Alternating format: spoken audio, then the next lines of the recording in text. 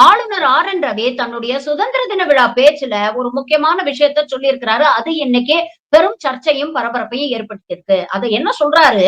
சனாதனம் ஆற்றல் மிக்கது.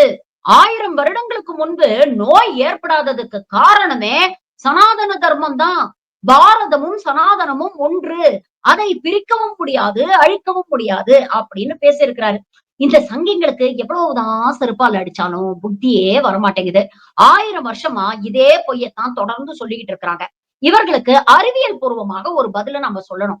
1000 வருஷத்துக்கு முன்னால பாத்தீங்கன்னா, சராசரி மனிதனுடைய ஆயுள் காலம் அப்படிங்கிறது 30ல இருந்து 40 வருஷம் தான் இருந்தது.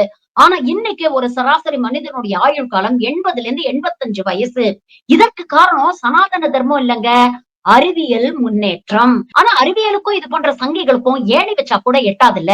அதனால இந்த பொய் புனை சுருட்டெல்லாம் வட இந்தியாவோட நிறுத்திக்கங்க. தமிழ்நாடு பகுத்தறிவு மண்.